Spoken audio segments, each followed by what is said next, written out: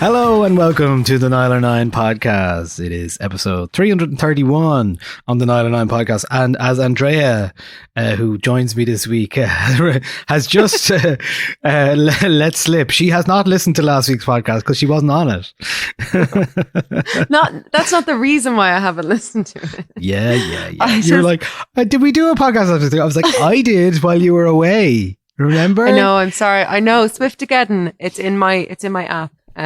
It's there. I'm really excited to listen to it. Actually, I feel awful saying that now. It's all right. A lot of things are happening. Life moves fast. Life is surely moving fast. Yes. Hello, everyone. I'm back from my travels. Good to see you all again. How are we doing?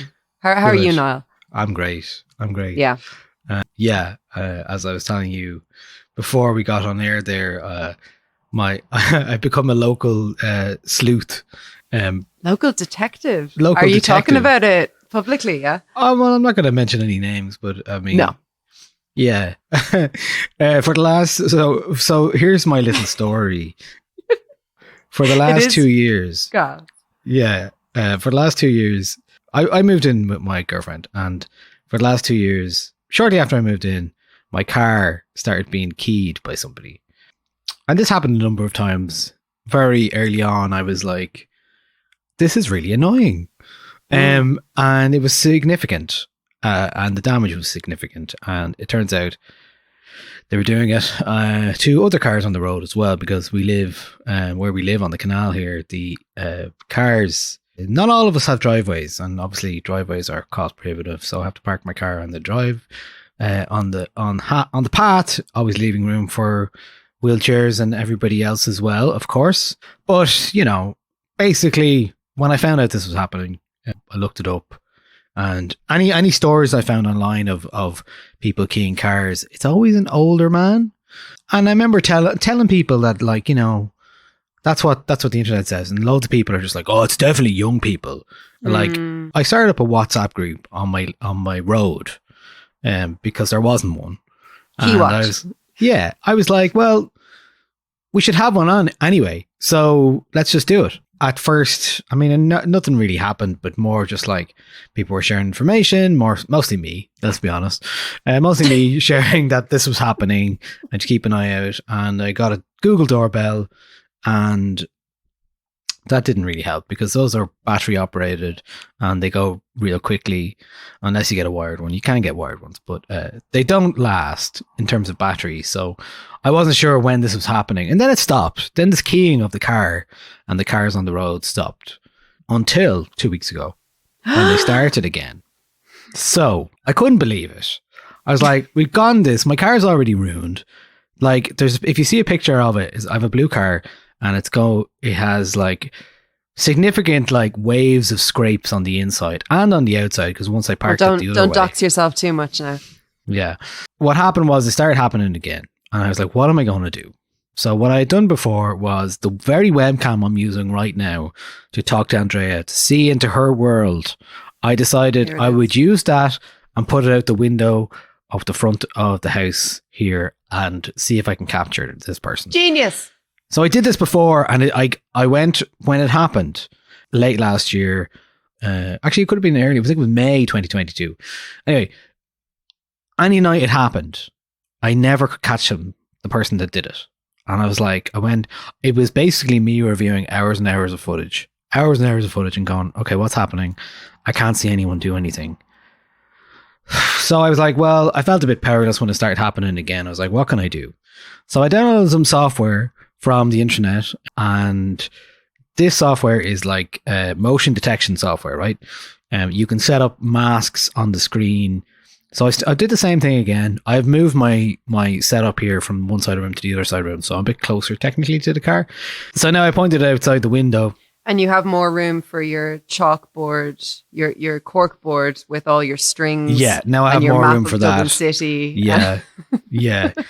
Because it's happening to my neighbours as well. Your picture of an outline of a man with a question mark in the middle. Yeah. Red string everywhere. Yeah.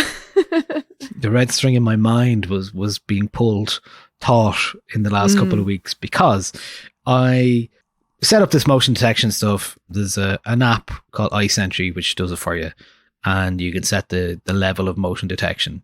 All this to say was I was basically keeping an eye out on the car for scrapes, and then when I was noticing a scrape, I would log it and then have a look back at the footage. And a week and a half ago, I found them. I found them in the video footage finally. Ladies and gentlemen, we got him. We got him. So I got the footage of him doing it. You can clearly see his hand keying the car, but he doesn't look at the car. So that's why it was so hard to catch him. No, disdain. Yeah. So this is a professional. Yeah. So I noticed that there was a pattern of things that he does it on the same day around the same time. And so I put the message into the local WhatsApp group that I'd set up, as well as there's another one nearby, which is a wider group, which was around a housing development that was going to be built, which was refused because of On Board Panola, and a lot of the locals here rejected that. So there was a lot of people working together to kind of reject people power. They reject a very high, like 10-story apartment block behind people's houses that would have blocked loads of sun, all this kind of stuff. Anyway, just today, I got a call from somebody who is in the WhatsApp group who told me the name and address of the person who has been doing this. So, and that person was it was Rebecca Vardy's. I don't know why I said Damien Rice. Damien Rice. I just thought like a musician who had a grudge. Damien Rice. Yeah, that's what a couple of people have said in the Discord. All right, it was when you first told me that this was happening. I was like, this is the dad of someone whose band you didn't cover, even though they sent you loads of tapes to Niler 9, Dublin, Ireland or something. Do you know, like I too thought it was going to be an older person, because I think keying cars, something quite boomerish about it. It's quite a boomer crime. I don't think young people do it. They've got their own crimes. They've got crimes we haven't even thought of yet. But crimes. Crimes. I mean, like so. Yeah, I'm currently deciding what to do about it. I'm fascinated by this. Like, I'm really, really fascinated by it. But keep us updated. Last week he came by, and I was ready for him, but I wasn't sure if it was him, and he didn't do anything, so I left it. But now, with the new armed with this new knowledge, I'm pretty sure I know it's this person. So yeah, now to figure out what to do. Basically, I'd like him to stop doing it for a start, and then also it'd be great if he could fix the damage that he caused. Imagine if he listens to the podcast. We will see. God, no, he definitely doesn't listen to this podcast. He doesn't listen to any podcast, this man. Anyway, that's me and my super sleuthing day of well done at home. So I finally, my dad will be very happy about this, because my dad has been very upset about this. Yeah. And I did feel a little bit less helpless when I found the video, first of all. I actually had evidence of somebody doing it. It was like some sort of weird car key fairy that I was never able to catch. I know. But I think they were obviously getting a kick out of it, because they were doing it in a way which wasn't obvious. So, yeah. And who knows why people do this. But so interesting. Yeah, it has been an interesting process and an interesting road we've been on. You rear windowed it. Like, you were at that window. I've been curtain twitching for so long now, and it's really finally paid off. It's good to hear, and it's good to hear of people power, even if it's just kind of more person power. Yeah, and do you know what? It's arriving at the right time, because as I may have mentioned on this podcast before, myself and my partner are expecting, and we're expecting in a matter of weeks now. And I was like thinking to myself, expecting a baby, that is. Expecting a baby, yes. Was saying to myself, I was like, I don't want to be one of those people who's like has one eye out the window while holding a newborn, because they're trying to catch some. So it just felt like one of those stories that could go wrong, where you're like, well, Niall used to be fine, but now he's totally obsessed with this car key guy, and he's gone nuts, and you just find yourself standing in the middle of the road shouting at some man who actually it isn't. Yeah, and just like the lack of sleep and everything else that's going on has upset him greatly. And it could make you paranoid. Yeah, there's a reason why like Bruce Wayne doesn't have children. You know, it's too much to be taking on at once. Fighting local crime and raising a child. So, but I have to say, when you were talking about the different software and the cameras and so on, I was like, this person's ready to be a dad. This is a dad in the making. This is dad knowledge. I've always loved accessing technology. So it does feel a little bit like cheating system when you figure out a cheap way of capturing somebody, or like doing that kind of stuff. So anyway, well, that's not what we're going to be talking about. If you have a story about fighting local crime, what do you think I should do? Contact me at podcast@nilerndine.com. Get in touch. I know where he lives now. I can just stand outside his house and freak him out and point at him. Yeah. Put keys in his letterbox. Yeah, for sure. For legal reasons. We are joking.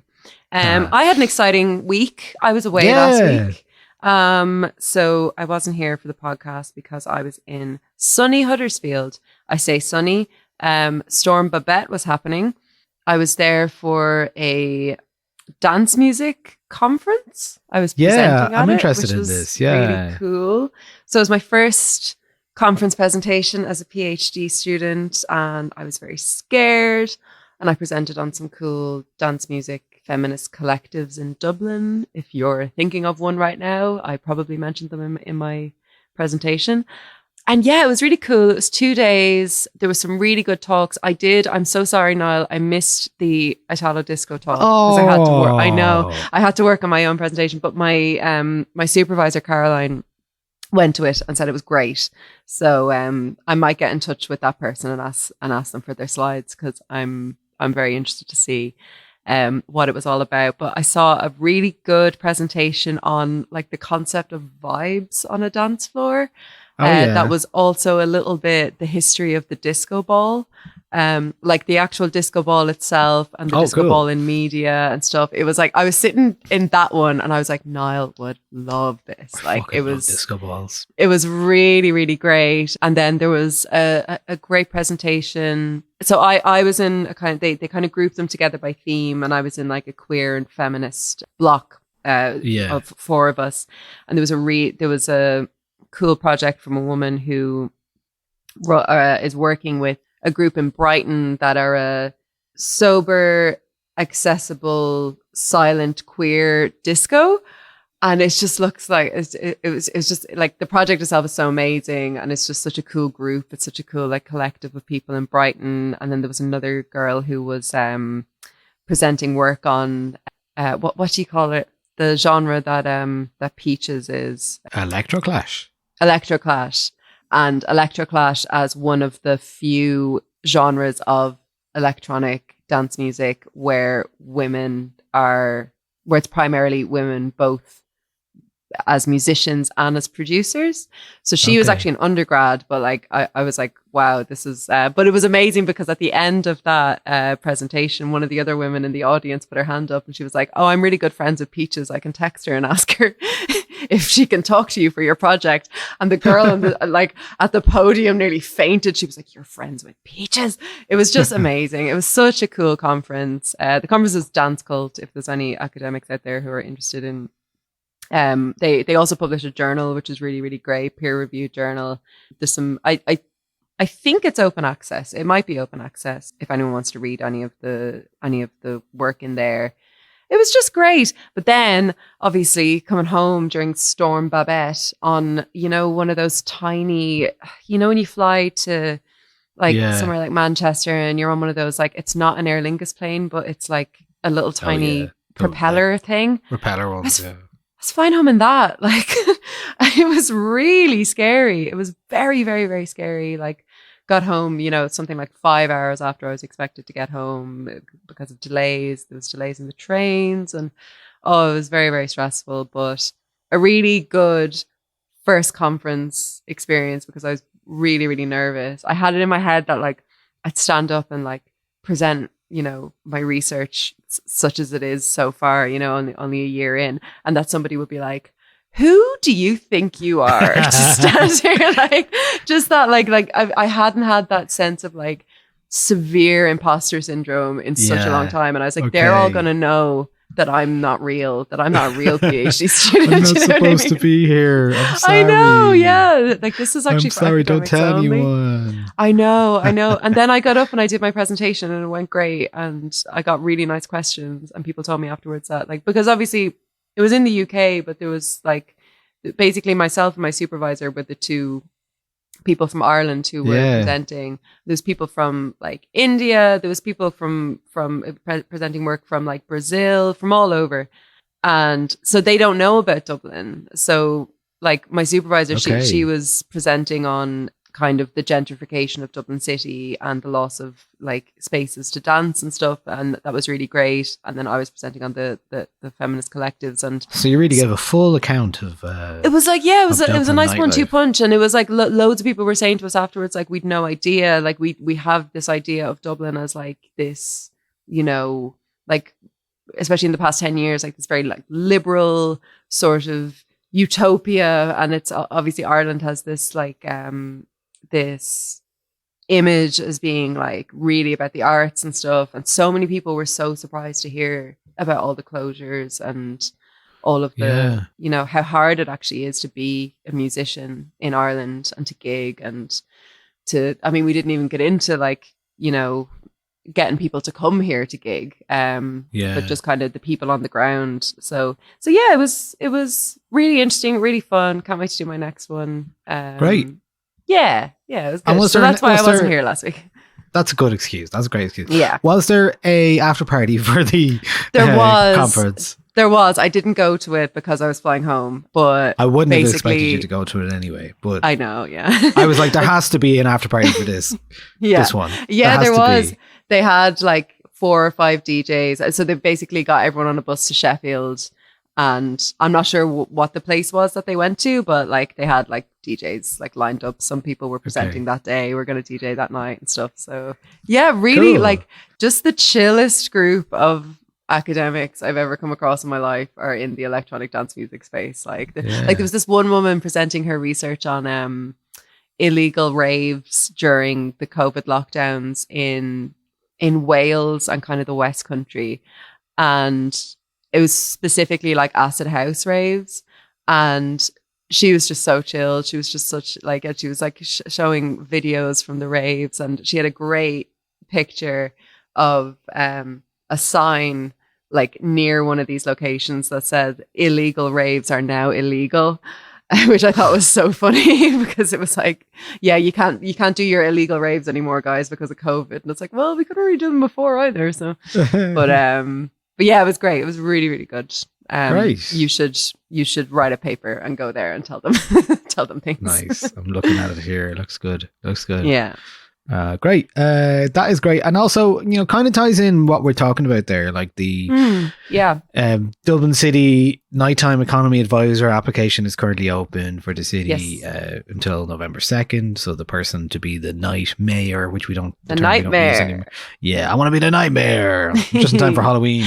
Tell me, who's the kind of person going for that job? Like, what's their experience? Because I don't really understand what it is they're looking for. Well, it's somebody who definitely needs to be has events management experience, dance music experience, electronic music experience, live music experience, bar and club experience for sure. They need to be somebody who also has, it's actually quite a lot really, because they have to be somebody who's averse in maybe getting, dealing with people in positions of power in terms of grants and councils and politicians. So you do seem to be given a bit of a rundown of your own CV there now.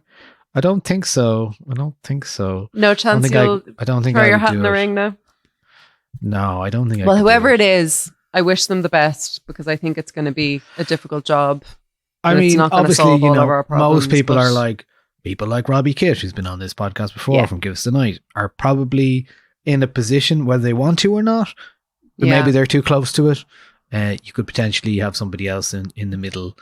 Yeah, you kind of have to sit in the Venn diagram of dance music and electronic music culture, local council people and people who have good relationships with the Gardaí. Like, you know what I mean? It's a like, small sliver of it is, people, yeah. It is a sliver. Yeah, So if they get 50 applications, I'd be surprised, Yeah, they won't. But there is yeah. a panel of people apparently put together for all this. So interested to see what happens. That'll probably be later next year.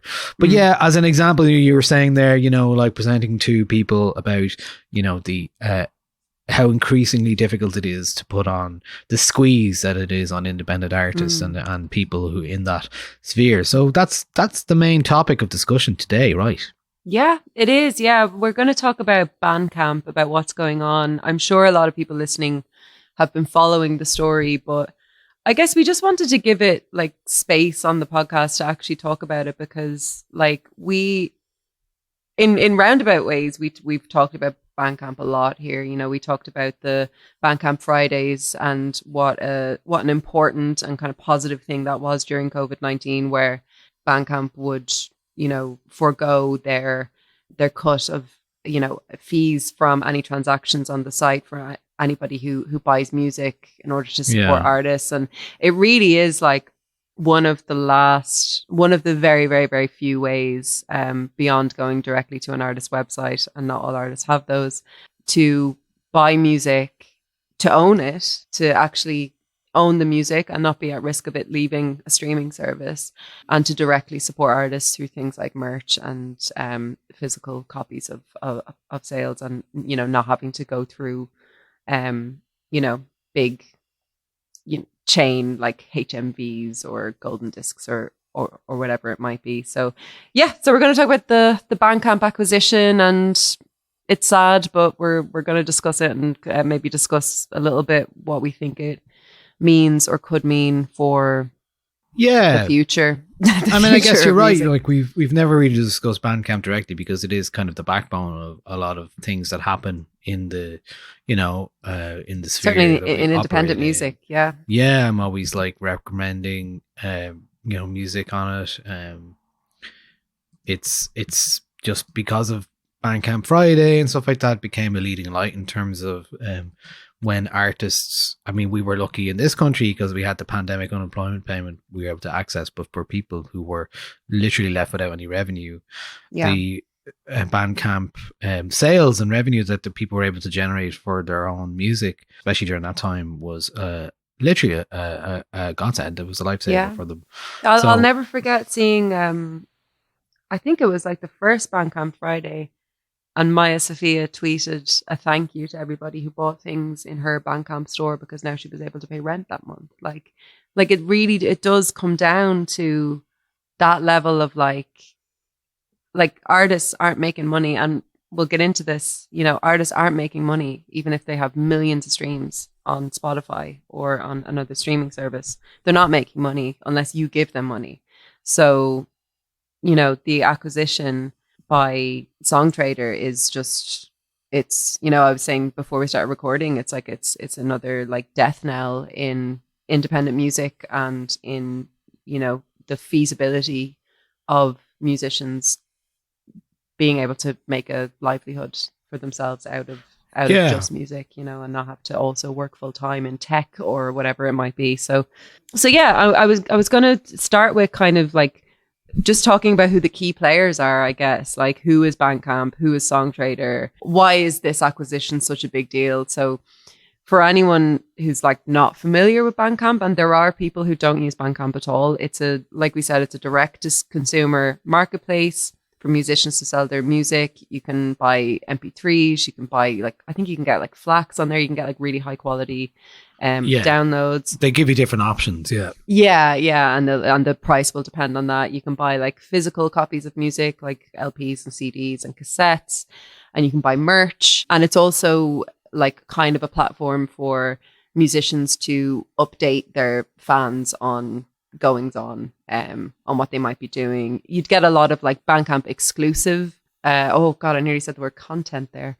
Bandcamp exclusive albums. Like there was a Father John Misty album that he put out, a live album that was only available to buy through Bandcamp, and that's like relatively common in kind of indie music spaces. And so Bandcamp basically for every purchase that's made between you and them, they take 15% of each sale, which is nothing compared to what the cut is from Spotify. And for 1 day a month on Bandcamp Fridays, they forego the cut and give 100% of profits to the artists on that day. And there's also this other side of Bandcamp as well, Bandcamp Daily, which is an editorial platform. Lot of people writing for that. A lot of people writing really, really interesting niche stuff that just would not get published, would not get commissioned in any kind of more mainstream kind of music site. Yeah. So it's a bit of a bridge between like, you know, music blogs and Substacks and things that you might. I would say like the more Bandcamp niche Daily things. stuff kind of filled the blanks where Red Bull Music Academy used to be, as in like Definitely. fostering an ethos of celebrating underground and independent driven music coverage. And not just in the West either. Like they cover music from all around the world, and they cover a lot of kind of like fusions, and they ask questions about like why, like they've really, really excellent writers on there, like writing about like why a certain style of music emerged at a certain time in a certain place, and like what was like the melting pot of culture that was happening around that time. And that's all really, really important, you know, context to have around the music that we listen to. And it also spotlights a lot of independent music as well. So it's great writers, great editorial team working there as well. And then, you know, from a consumer's point of view, it's a purchasing platform, but it's also a listening platform. So you can have the app on your phone, you can listen to music through that app, and you can listen to it on your desktop as well.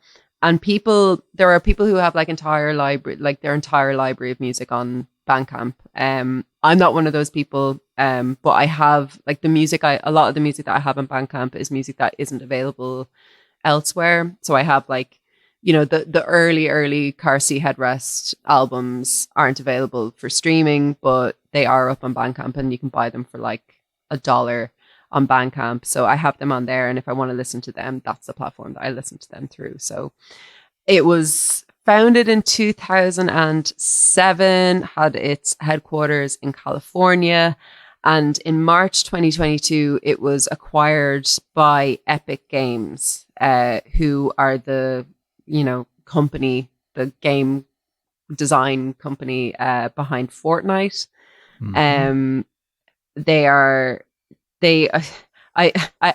So this might mean something to other people. It doesn't mean anything to me, but I'll read it out. They also developed Unreal Engine, a commercially available game engine, which also powers their internally developed video games like Fortnite and the Unreal, Gears of War, and Infinity Blade series. In 2014, Unreal Engine was named the most successful video game engine by Guinness World Records. And like I said, none of that means anything to me, except I'm looking at it and I'm saying, okay, this is an extremely profitable company. I've never played Fortnite, but I know Fortnite, and I know that it is absolutely massive, and it's a license to print money. So that acquisition happened, and then kind of, you know, there was stirrings, but it wasn't until September this year that things started to really, really look bad for Bandcamp and for the staff when Epic Games sold Bandcamp to Songtradr. Songtradr is basically, it's an American B2B music platform, so business to business music platform, that claims to facilitate brands, content creators, and digital platforms in their use of music for licensing purposes. As of 2019, Songtradr was the largest music licensing platform in the world. That's from their wiki. The platform offers products that can assist agencies, artists, and labels in the finding, licensing, and managing of music across various formats. So basically, it allows musicians and publishers to upload music, which can then be licensed by commercial entities like brands or like advertisements or for film or for television, that kind of thing. It's valued at over $300 million.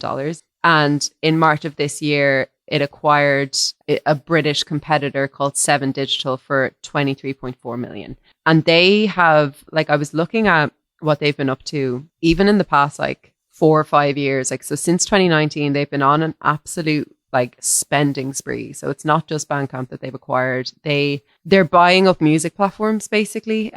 So Q Songs, which was founded by Peter Gabriel, Song Zoo, which is a sound design company, Pretzel, which is a music streaming platform, music metadata company, Music Cube, and this year the company that bought Songtradr, Epic Games, sold Bandcamp after only owning them for like 18 months, and that was for an undisclosed amount of money. So it does seem like Songtradr are, really, really, really trying to own the market when it comes to not just, licensing, like staying in the licensing side of things, but acquiring Bandcamp kind of seems like it was a big move. It was a move into the space of indie musicians. At first, Songtradr said they would, quote, continue to operate Bandcamp as a marketplace and music community with an artist first revenue share. They promised a lot to musicians during that acquisition. They said, Epic Games, when they bought them, they said it would bring Bandcamp artists to a wider audience through things like Fortnite radio, and 231 million people play Fortnite every month was the stat I saw online. So, it's a big promise. From Pitchfork, asked whether artist revenue shares, user experience, or the editorial platform Bandcamp Daily will be affected by the acquisition, Songtradr declined to comment. So while all this is going on, earlier this year, Bandcamp staff all unionized, and they have a few statements. They said, "We began working here as an extension of our own love for independent music and believe that as a site that purports to offer an ethical and fair alternative to the streaming economy should reflect its mission internally. Many are ourselves independent artists, label owners and promoters, and all of us are fans who are involved in our own local music communities. We began working here as an extension of our own love for independent music," and so on. I read that bit already. So once the acquisition happened, they put out a statement. They said, "On Thursday, Epic Games announced that Songtradr is acquiring Bandcamp. Thanks everyone for your support and solidarity as we go through this transition. We're still preparing for our scheduled negotiations on October 2nd and October 3rd with Epic Games and have submitted a formal request to management for more information about the sale. Bandcamp United, which is the name of their union, is looking forward to bargaining with Songtradr in the near future regarding wages, working conditions, and benefits. It is our hope that Songtradr honours our existing progress, including union security and preserving our artists' first mission in our collective bargaining agreement that we've already made at the bargaining table. Stay tuned."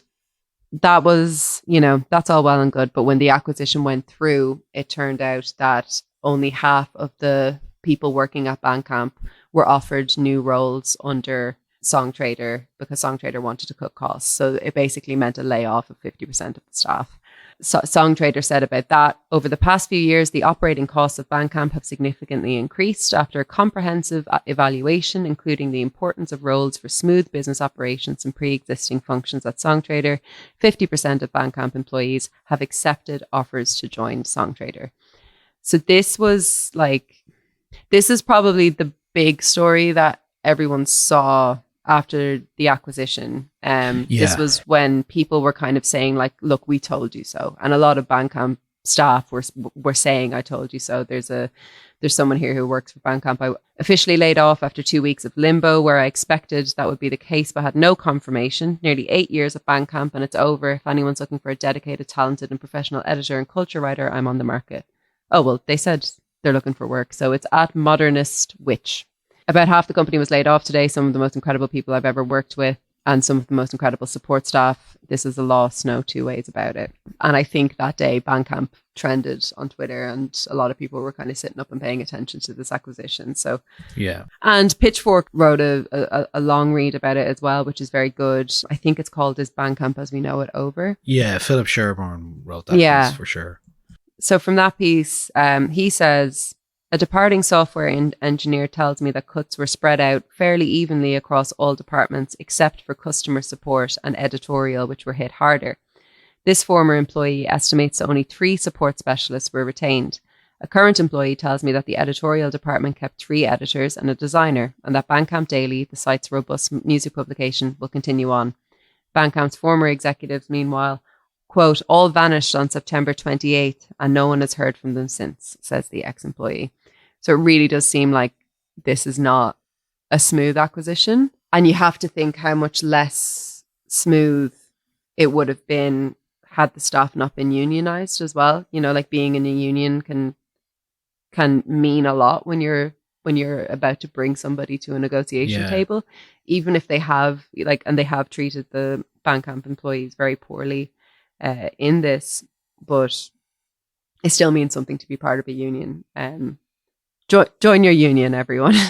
But it does seem like, you know, based on the numbers, and they were unfairly targeted as well, the union. So, I mean, that's something we see a lot in terms of the Bandcamp Union has been very visible in the last couple of years, and the story of that has been very visible. And they're part of this swell of like kind of tech unionizing of tech workers, and of, you know, we've seen it happen in Amazon, we've seen it happen in other tech companies, we've seen it happen in some gaming companies as well, and it is part of this kind of like industry-wide tech unionization, which is really, really important, because if you don't have that, you know, we were talking earlier about like people power. If you don't have that, then, you know, something like what happened with Twitter could happen. You know, when Musk took over Twitter and just, you know, all hell broke loose. Nobody knew if they had jobs. The only way they found out if they had jobs is whether or not their login worked on their laptop that morning, you know? So it's, it's a scary thing. And like, it's worth reiterating that, like, as of May 2022, which is the most recent stats I could find, Spotify pays artists between 0.003 cents, like American cents, to 0.005 cents per stream on average, which is around about $4,000 for every million streams, which is nothing, because labels also need to take cuts from that, like your promoter or your manager or your PR or any other stakeholders in your music. That's the cut that they're taking. And so it really has like long been the case, and like we've said it here, anybody who is at all involved in like indie music scenes or their local music scene is that like the best way to do it is support artists directly. And with this happening now, it is so much harder to do that. It's nearly impossible unless an artist has a website set up and sells music out of their house. But like, that's a full-time job, you know. It's really, really, really difficult to maintain that. And as well, when you bought from Bandcamp, you knew that 15% was being taken out from the artist, but it was going to a platform or a marketplace that really did seem to care about independent musicians and pay their editorial teams. Like I've never written for Bandcamp, but I have some friends who have, and like they pay, at least freelancers, like they pay pretty well, like compared to no one gets paid like enough in music journalism by any means, but they pay pretty well. They pay like, you know, above the market rate. And so, you know, it's so unclear what's going to happen now. Like, will the editorial side of Bandcamp remain? I highly doubt it, because I don't imagine it is a big driver of revenue for the company. Will Bandcamp Fridays remain? I would put my money on almost certainly not, because why on earth would you sacrifice 15% of your profits for one day a month? If you are, if you're saying that your company isn't operational. Isn't currently operating, and you're firing people. The benefit of that to you as a, I mean, it's down to, you know, oh well, these people are, you know, we have people we have to look after first before we can think about the artist, and again, the artist comes last. And I think that's what's so you know, I think we all of us outside of the business world, we learned a lot watching Succession. And I think that one of the big things we learned watching Succession was like actually why companies make the decisions that they do. And what decisions you're allowed to make as a company. And if Songtradr wanted to continue running a non-profitable editorial section on their website, or if they wanted to continue foregoing 15% of their profits, then they have to explain to their shareholders why that is the case. And the shareholders wouldn't accept that, and then succession happens. But really what it is, we have to really question, like, what role does a company who answers to shareholders playing in any kind of independent music space? Like, it just doesn't seem reasonable to it seems like it's in direct contradiction with what the platform actually is there for, because there's tons of music platforms online. We've got loads of them, and the most profitable thing for this company to do now would be to turn Bandcamp into a streaming service, because look at how profitable streaming service models are.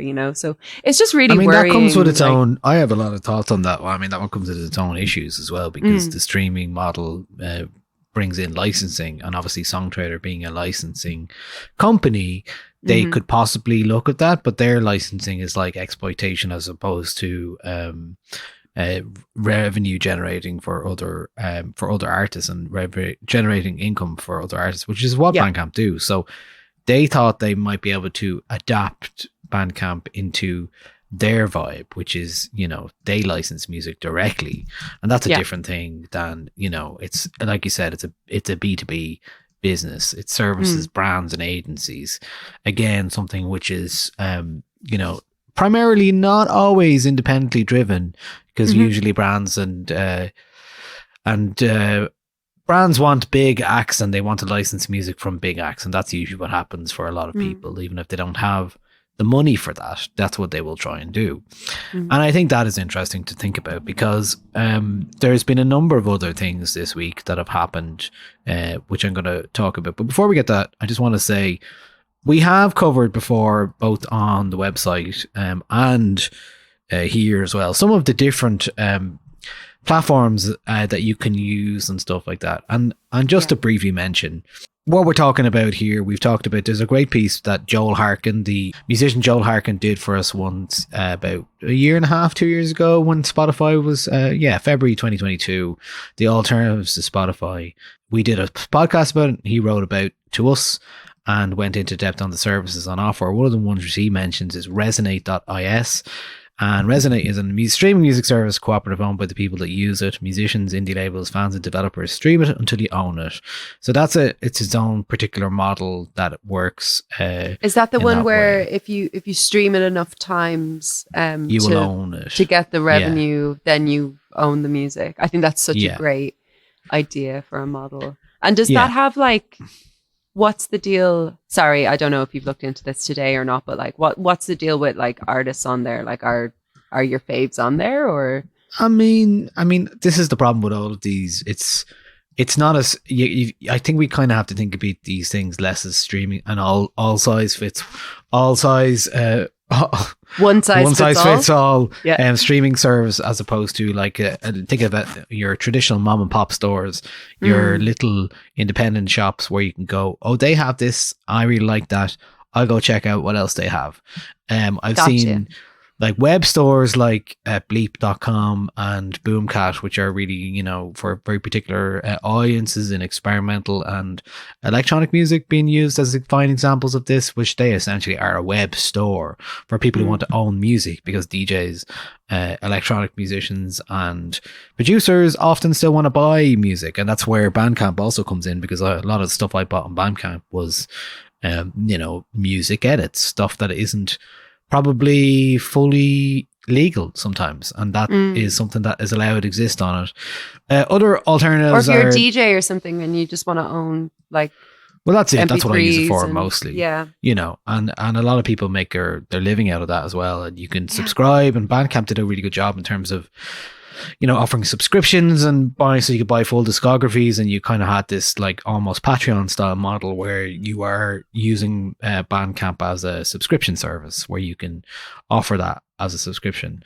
There's other ones, including Faircamp, which is a static site generator for audio producers, does all the kind of hard donkey work for you and allow you to sell and host music. There's Nina, which is a music platform and streaming and a new platform for publishing and streaming and purchasing music. Nina charges artists a small fee per upload that covers the permanent storage of their work. Their releases are made exclusive to the public for streaming and purchase as tokenized assets with quantities and prices set by the artists. Nina pays artists 100% of primary sales and a percentage secondary market sales of their choice. Obviously, we can talk about this in the context of NFTs. And why do NFTs exist? Why did people get mad into crypto? Because the rising cost of living, sure, it affects everybody. And that's why people get into crypto, because they're like, I want to make money. The traditional models are failing us, of capitalism are failing us. And that's why a lot of musicians actually in the last couple of years have got into crypto as well. Like, they might not want to talk about it openly, but I know a fair few musicians who have got into that world in order to try and, whether it's try and make a quick buck or make some money. That's why they're doing it, because music has completely devalued over the years. And now we're at a point where this is like, okay, free. It's like, it's like the Lewis. It's like whatever album you want to listen to, you can just find it for free. And I don't think that's, it obviously has like a very kind of like liberating quality for people who don't have, like, everybody deserves to be able to listen to music and be able to access music. I really, really believe that. But there has to be something you can do, Yeah, and there are a number of other open source audio platforms currently in development. There's one called Mirlo and one called Tone.audio. If you are interested in the alternative models of music and creation, I can recommend the Interdependence podcast with Holly Herndon and Matt Dryden. Always keeping an eye on what's going on in the new world of AI and music technology. Interdependence is what it's called, and they do Patreon only episodes as well, like ourselves. It's where they interview people and post the long form versions on their account. Yeah, so all this that to say, there are people who are developing alternative models, but the reason that those models exist is because what happens is all of these things get bought up. So there's been a couple of recent examples. Just this week, NTS Radio, it was announced that NTS Radio was which is, an online radio station media platform based in London. Very cool. Again, quite underground. But it was bought by Universal Music Group in the last week. And that is, for a lot of people who would be people in that world, would be quite alarmed that this independent radio station is being bought by Universal Music. Why? So that is something that just came out recently. If you want to stay in touch and see more writing on this as it's happening, I would recommend firstfloor.substack.com, which is Sean Ronaldo's Substack, covering a lot of this kind of stuff in terms of electronic music. Certainly where I've seen a lot of this stuff, NTS Radio, partially owned by Universal Music Group. And this is a cause for alarm for a lot of people, because why is a big major label, the biggest major label in the world, buying up things like NTS Radio, where it doesn't have any obvious way in? I mean, there's an email there from people who support NTS Radio, and they were saying, people have been assured that nothing will change, but that's what they say about all these things. That's what happens. What happens is the people that come in own this as an asset and not as a community. And the community disappears because people get threatened and frightened about where this is going. And that's why this Bandcamp stuff is important for people like us, and for people, the musicians who listen to this podcast, and the people who are fans who listen to this podcast, because it is another chip away at the old independent music block. Here's another one. It just came out in the last hour. Spotify reportedly plans to pay even less in royalties to less popular artists. Now, this is pretty alarming, because the whole thing here is, again, Universal is involved here, because I'll read out the first bit here. This is from a Stereogum article that just came out about an hour and a half ago, 2 hours. Spotify, already notorious for its insultingly low royalty rate, is reportedly planning to pay even less to artists who don't already get a ton of streams. Billboard reports that the giant Swedish streaming service is restructuring its royalty system and that it will then demonetize tracks that had previously received 0.5 of Spotify's royalty pool. Now, if you remember, we talked about user-centric payment systems and stuff on this podcast before. That is what this is about, because that is not how this works. User-centric payment systems are user-driven. It depends on what you listen to for how that music is divided up. With a model like Spotify, what essentially happens is all the music goes into a pool and it's divided up into a percentage, and meaning that whoever streams the most that month. So your money directly that you listen to, if you only listen to, what did we say before? Say, who's got an album out this week? Or say you only listen to Niamh Regan and she's the only person on Spotify you listen to. That doesn't mean that she's getting, if you listen to her for a million times, that doesn't mean that she's getting $4,000. That means that all of the money from those streams goes into a pot, and then that pot is then divvied out. Is that right? Yeah, that's outrageous. Like it's and there are questions. I covered something recently about this. There was a study done by somebody who was involved in previously worked for Spotify, and whether the user-centric payments were actually better or worse, and that concluded that actually it was worse. It could potentially be worse for people. So look, there's conflicting ideas about this, but the point is, Spotify is the big market, has the big market share. Yeah. What this essentially means is that demonetizing tracks that previously received 0.5% of Spotify's royalty pool, that's most independent artists. Yeah. That is not good news, because that means someone who's trying to build their small little career, who's only getting a very small fraction of pennies, will just get nothing now at all. Yeah. So now the gates have gone up even further and higher, and you can't climb over that gate unless you've got 100,000 people or 10,000, 100,000 people listening to your songs or something like that. I don't know what the actual... backing of a major label.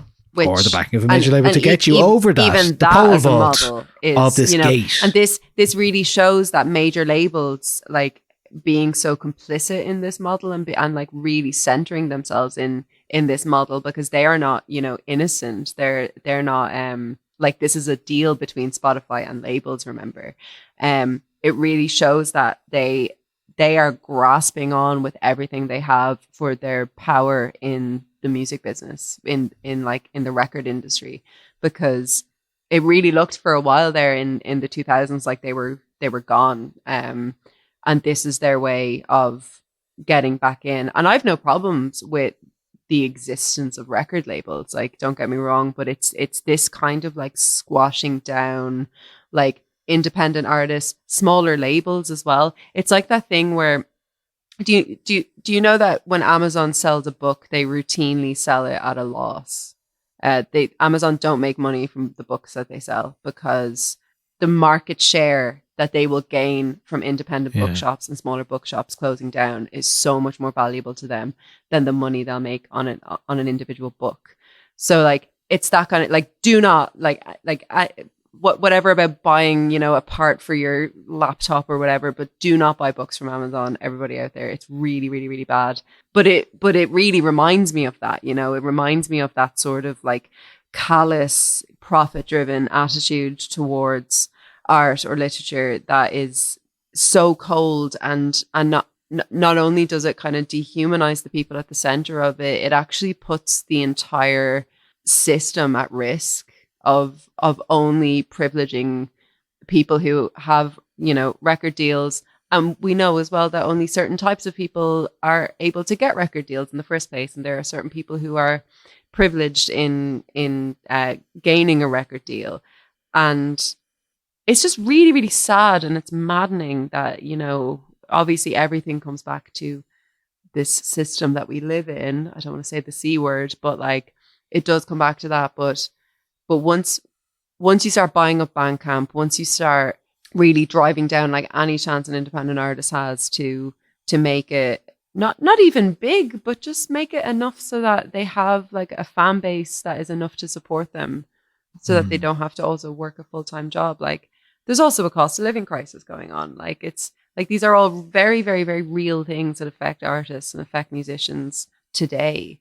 And we've just lost another way that we have to try to directly support them as fans. So it's really, really sad.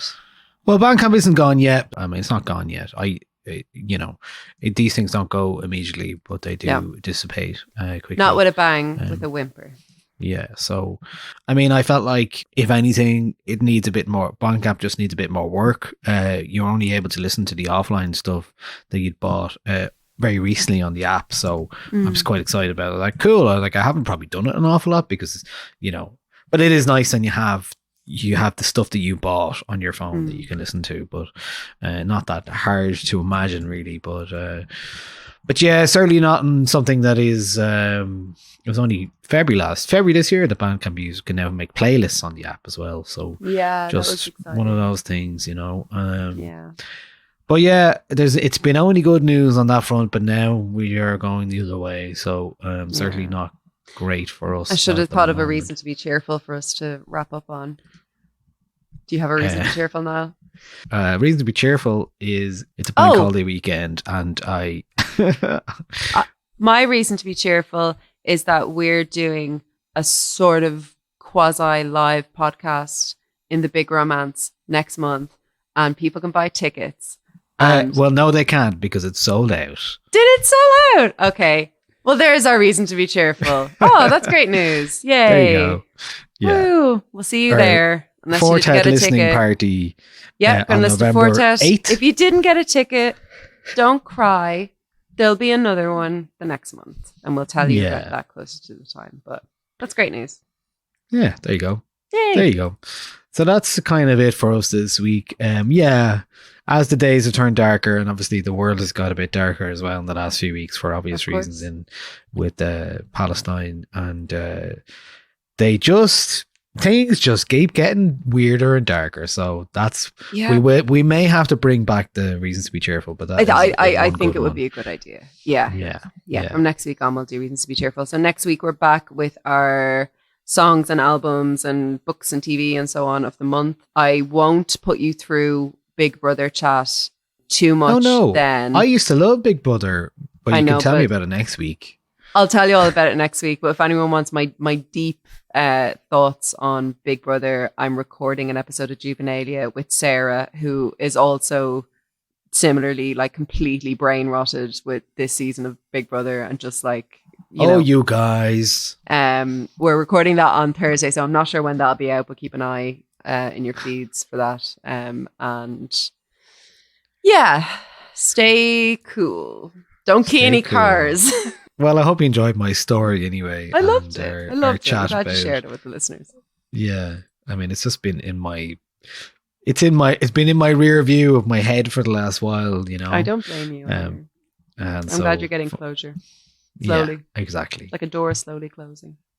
Exactly. Speaking of a door slowly closing. Whatever you're doing this weekend, I hope you have a good one. Patreon.com/Neither9 if you do want to support us directly. And as ever, there's playlists and Discords, and I gave away some tickets to the streets last week as well. And, there's a Discord fantasy league. There was a meetup at Lumo last weekend. Lovely stuff. Really nice. Yeah. And there's loads of gigs on this weekend. Consult the Neither9 Dublin gig guide if you're interested in seeing what's on. Alternating Current was one thing we talked about briefly that is on this weekend. And then the following weekend, Haunted Dance Hall is on in National Concert Hall as well. So that'll be really, really interesting. So a lot on to go and see, even though the best way you can support an artist is go see them live and buy their record from them directly if you can do so. Put your money in their paw. And I want to just shout out briefly the Irish album release dates page that I created recently on the website. It's in the new music section. Basically, look, it's a list of all of the new albums that are coming out and coming up very soon. And it's updated very regularly at the moment. Yeah.